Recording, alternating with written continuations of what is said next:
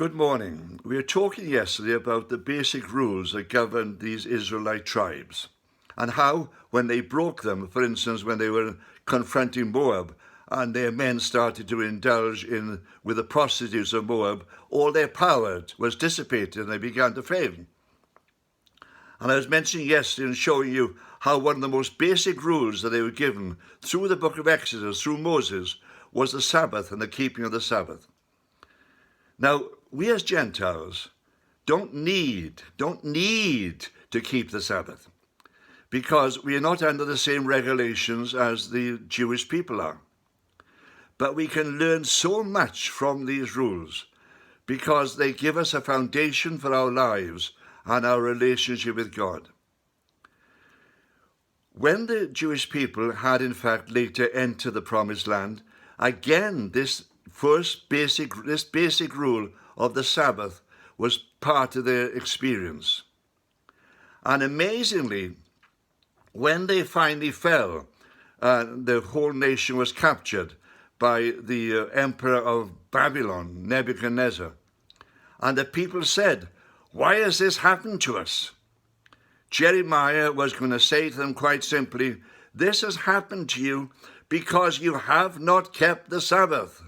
See, the Sabbath rule was almost basic in their lives. Now, why was it so basic?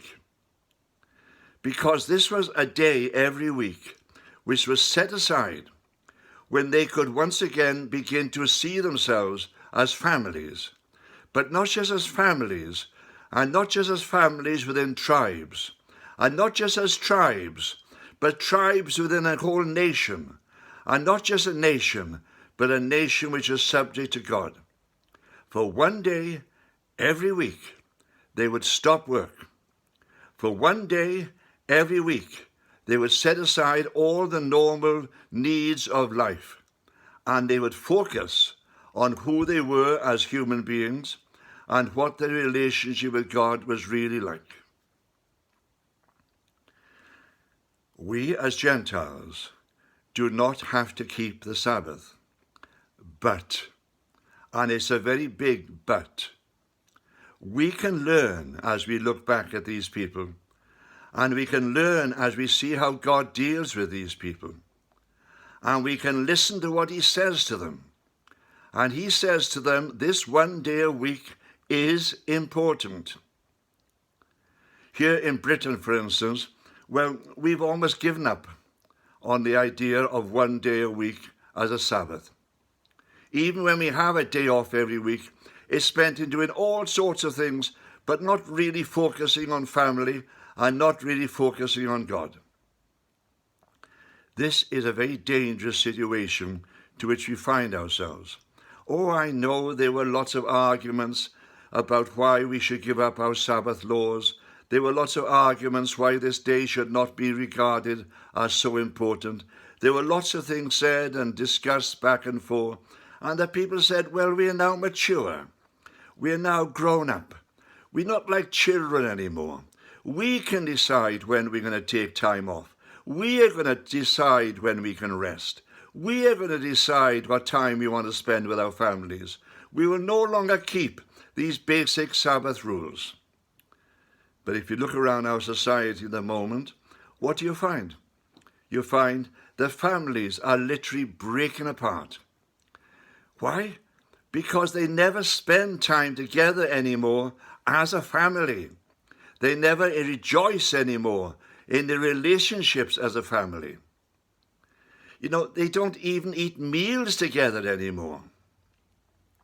One of the things I've found as I've discussed things with society at the moment is that children have most of their meals sitting on the floor in front of the television, not even eating at a table, never sharing with one another the joys of family life, never doing what was important for them as they recognize one another as being part of the same family.